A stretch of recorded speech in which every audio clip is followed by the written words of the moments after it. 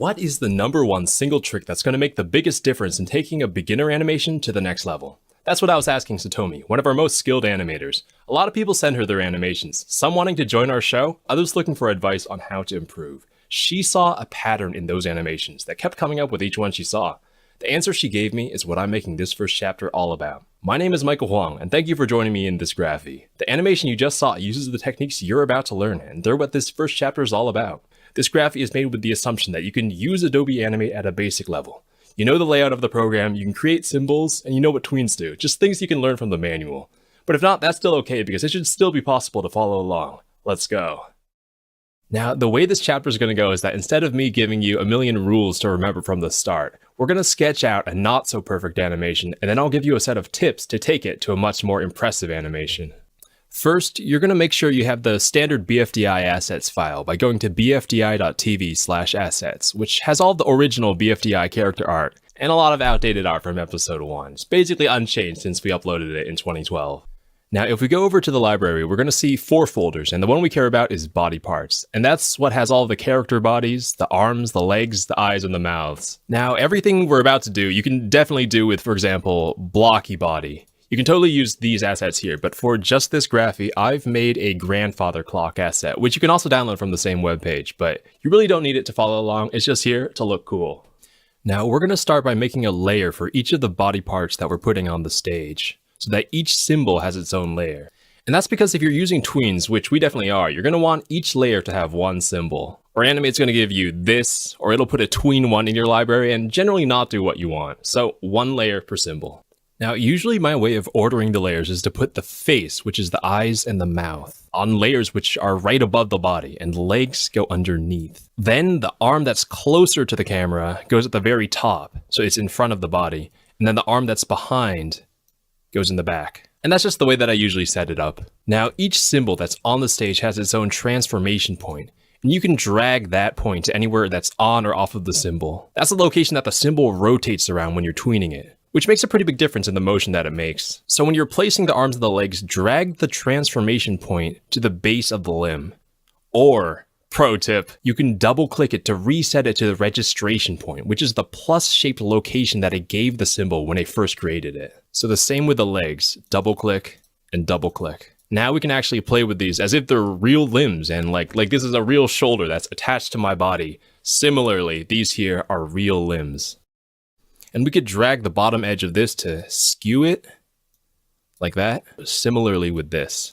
We have now set up our character. Now to make this guy move. Before we do anything, let's put this body symbol inside another symbol. And we're going to do that by using modify convert to symbol. Though personally, I think you should use the keyboard shortcut F8. Like, I truly believe this, enough that I built this custom keyboard just so I could always have access to press F8, instead of having to go to modify convert symbol each time. The keyboard didn't turn out so well. I wish it did. Anyway, let's name this symbol body container and make sure that type is set to graphic. Okay, now in our library, we'll see that body container exists. Now we're going to add motion by adding a keyframe. So for all of these layers have just one keyframe at frame 1, and all of the normal boring frames after it are sort of inheriting whatever the first keyframe was containing. But you'll see that if we select a single frame across all of the layers in our character, right-click, and go to Convert to Keyframes, then each layer now has a keyframe that can store something new. Now we could make whatever changes we want to, and the first keyframe is still holding whatever it used to. And all the normal frames after the new keyframe are inheriting from it. Okay, let's just undo that. So we're going to rotate the arms to give them a new pose, but this guy's arms are already raised, so we're gonna go to the first keyframe and just bring them down. So even though our playhead is not on the keyframe, since it's modifying one of the boring frames, we're just editing that first keyframe. So now we have one keyframe where the arms are low and one where they're high. But we're going to add a third keyframe somewhere in between that marks the start of our motion. And what I did just there was use F6, which is the way that cool people do it, just like that cool keyboard. Anyway, in case we don't have everything selected, we're gonna press Command A or Control A to select everything. Then we'll right click one of these selected frames and hit Create Classic Tween. There we have it, our first object animation. Now those are two arms that are rising over time. Now this guy looks pretty dead. Dead in the body, dead in the eyes. So there's more we can do. If we switch to the transform tool and rotate the body a bit, we can give him some more motion and just to make him look more alive. But now the legs need to stay attached to the body. So we're gonna select them by drawing a rectangle and dragging the top edge of this. But since the feet are sliding like this, we're gonna hold Alt so that the opposite side stays in place. Now this guy is really moving. You know he means it, but his face is still dead. Let's make the eyes change over time. Making sure that the playhead is somewhere after the last keyframe, we'll select one of the eyes.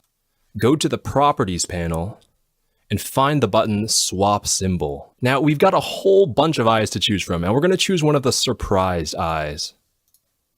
And do the same thing with the other eye.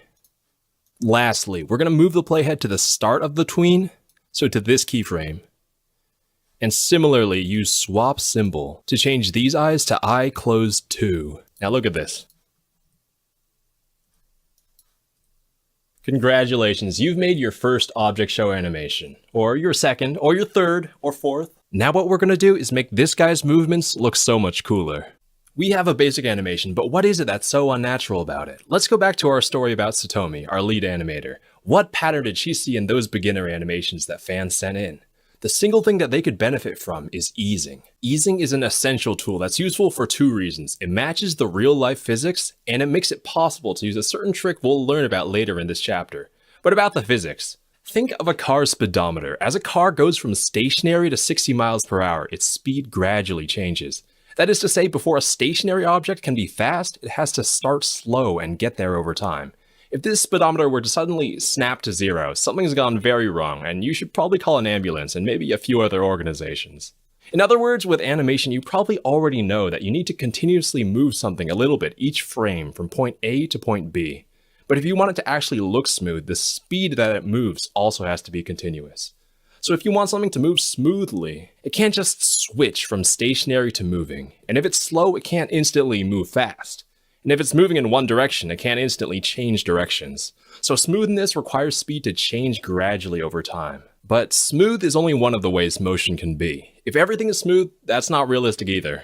Back to our car example. We know that the car starts stationary and then over time uses its wheels to push against the ground and give it more speed. Then the tree takes it away in a split second.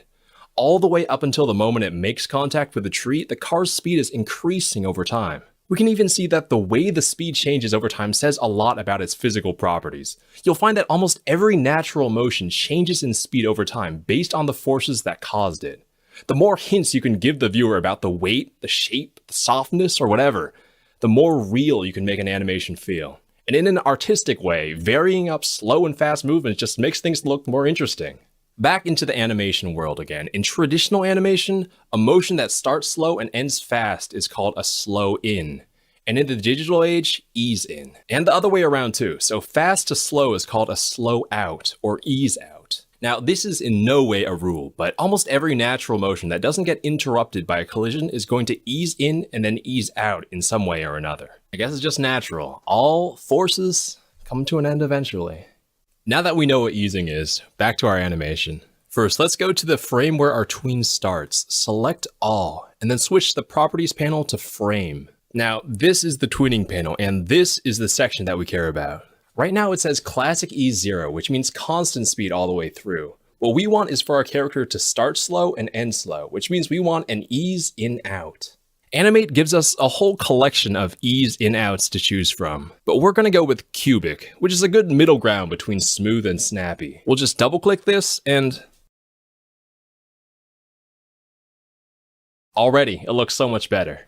We can even select these frames and just drag them a bit to extend it. And now we can really observe how much more lifelike it is. But there's more we can do. Let's say this guy is throwing his arms out with such zest and enthusiasm for life that he can't control himself and he throws them too far before pulling them back. Let's do that.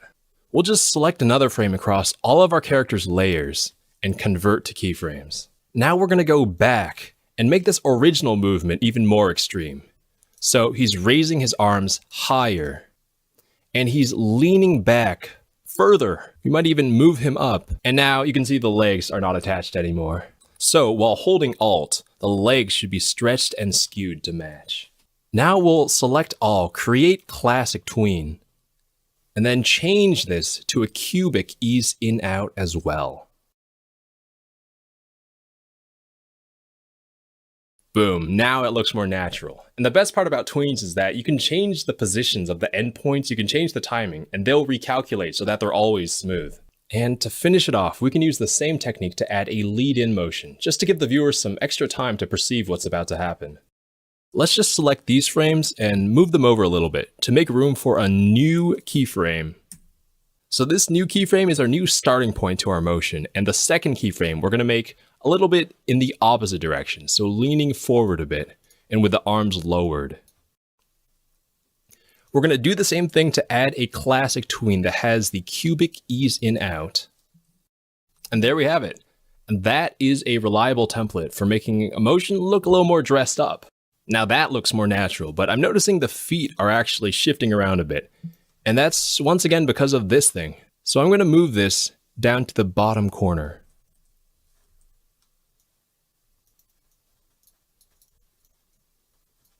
And that is a pretty reliable technique for making a motion look a little bit more dressed up. It looks both more smooth and more natural than before, but there's still one problem. The eyes are jumping around.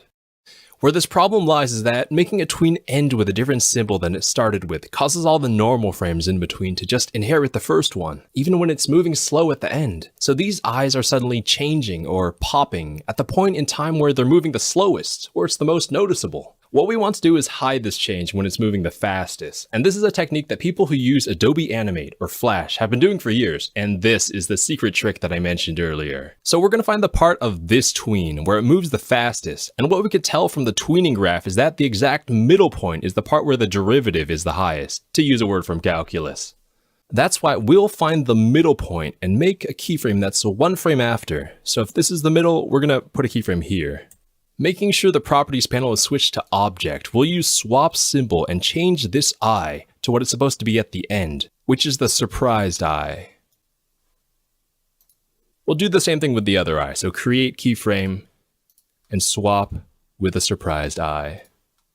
Now as we scrub through the timeline, we can see that this moment of maximum speed has one type of eye before it and one after it. So that's why we swap the eyes one frame after. The movement that's leading in has the same issue where it's popping from open to closed. We're going to do the exact same thing here. So we'll make a keyframe one frame after the middle point, or wherever your eye judges it's the fastest, and swap those open eyes to closed. Now look at that. That is clean. It's great that the popping is gone, but the problem now is that we've chopped up the tweens. So if we try to adjust one of these tweens later on, well then the tween is not going to save us now. It's not going to recalculate because we've baked this keyframe in here. These in-between keyframes are now extra details that we have to update manually, so let's fix that. Right now the blinking and the moving are kind of baked together, but what we want to do is separate them so we don't have to worry about messing up one while we're changing the other. We're going to select the symbols that make up the face, copy, and then delete those layers. Then we're going to double click to go inside the body container that we've previously set up. We're going to make a new layer and paste. Let's just put this in the place where it should be. And just for good measure, we're going to make 2 new layers, one for each of these symbols. Now if we double click to exit the body container, we can see that our face is automatically just part of the body. Because we've put them inside body container, everything that's inside the symbol moves together as one drawing. But we want this drawing to change over time. So let's double click back into our body container. Select, let's say, frame 50 across all of these layers, right click, and insert frame. Or, if you're cool, F5. Let's exit back to the main timeline and find the parts where the eyes should change. So frame 9 is where they should close, and then they'll open on frame 19. Alright, going back into our body container, let's make them close on frame 9, we're going to add a keyframe for each of these eyes, and then do the same thing on frame 19. And if your animation has different timing, those numbers are going to be different. So we'll move the playhead to somewhere after this keyframe, and we'll change the eyes by using a swap symbol.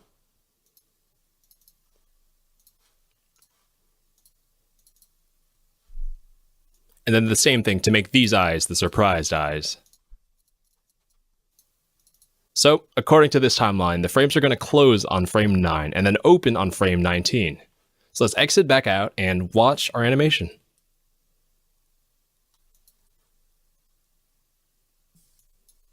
That is not correct. Let's fix that. Now, the reason this is happening is because when we were originally animating our body container graphic, it was just 1 frame long. So every time we hit a keyframe, it's resetting to frame 1. We want our body container to advance through time in sync with the main timeline. And the simplest way to do that is to go through every keyframe and make sure that the graphic's starting frame is the same as the frame that that keyframe is at. So since this keyframe is at frame 5, the graphic is going to play its own frame 5. And the same thing here. So this keyframe is on frame 12. So we want our body container's start frame to also be frame 12.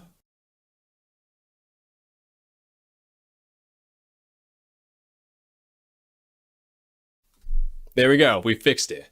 But it was only easy because there weren't really that many keyframes. If there's a lot of keyframes and you don't want to do that with every single one of them, or if your graphic isn't starting at frame 1, and so now your graphics into your frame is 1 while the main timeline is at frame 10. Pro tip, if you don't want to do the math to figure out what frame the graphic should be playing based on where it is in the main timeline, you can add a tween to every single keyframe, even the ones that don't need it, and then hit sync symbols.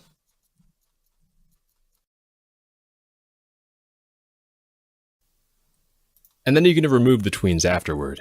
What this is going to do is if a tween has a tween before it, it's going to make the graphic inside of it continue where the graphic of the previous tween left off. And that is a useful feature of tweens that you might not know. So now we have an animated graphic inside our main animation, and that's playing as it should throughout our whole timeline. And if we want, we can make this guy nod up and down, all without messing up our arm raising motion.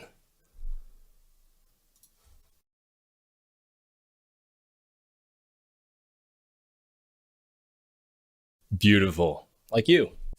There's one more thing that's a little off about this animation. I mean, I'd say it looks pretty good, but one weird thing about it is how all of the body parts slow down and speed up at exactly the same time. You can see there are some frames where the whole body is motionless.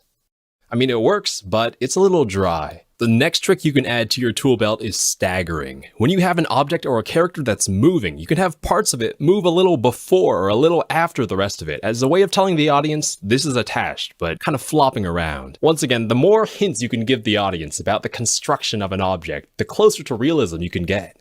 Let's apply that to the arms here. As a rule of thumb for now, things that are attached to something are going to move a little bit later than the thing they're attached to. So let's select this whole span of frames and drag that selection to the right by 2 frames.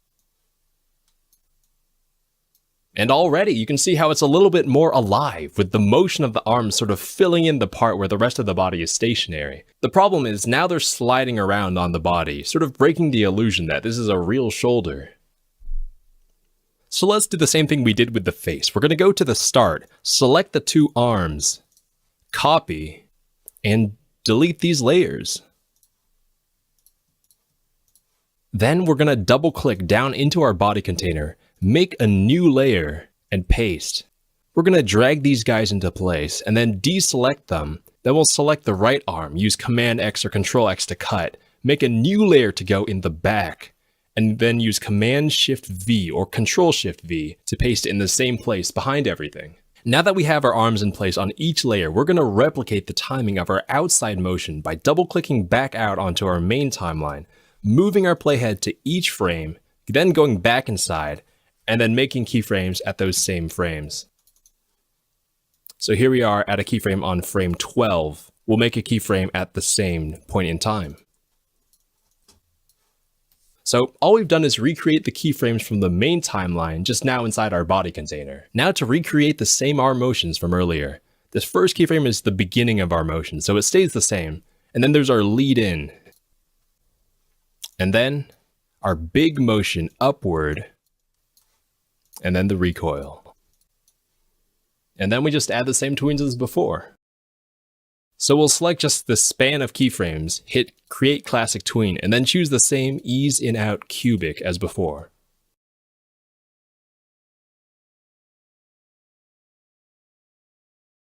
Boom! Now it looks exactly the same as before. But now, if we go inside, select these frames, and then delay them by a couple frames, we now have the same delayed motion. Now the arms both stay connected and are staggered from the main body. And if we really want to go wild, we could extend these last tweens and change up the ease. We can manipulate them however we want. And then we can use the easing editor to change up the ease.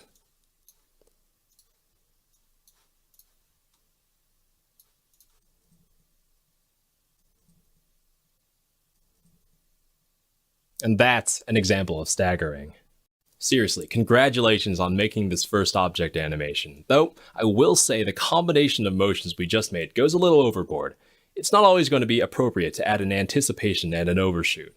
In fact, if you start doing this for every motion a character makes, it's going to get repetitive. In fact, my brother Carrie realized this, and he came to a different conclusion. If this recoiling motion is so repetitive, well, repeating is exactly what computers are good at. So he wrote a plugin for Adobe Animate called recoil.jsfl, which lets us use the power of computers to compute how to recoil. And this extension's been so useful that so many years later, compared to all the other plugins both of us have written over the years, recoil is still a tool we consider useful. So if the art of moving from one pose to another is so automatable, why don't we do it like that all the time? That would save so much time and energy, and why are we giving this plugin out for free? Oh yeah, you can download it from the same page that the assets are at. The answer is how something moves is important. If you're animating a character who's saying something, it's more important that the way you animate it conveys the mood and the tone that the scene requires. And a lot of the time, movements that are flashy or overly smooth can take away from your scene just by being distracting, not add to it. So if you've got a story you want to tell, choose carefully. Maybe that flashy motion is what you need, and if the rest of the scene is low-key in comparison, then once it does come, well, it'll be more impressive and emphasize that moment in the scene. And with that, I want to say thank you for completing this first chapter. Once you're ready to move on to our next subject, which is making mouths move while avoiding common mistakes, I'll see you in chapter 2.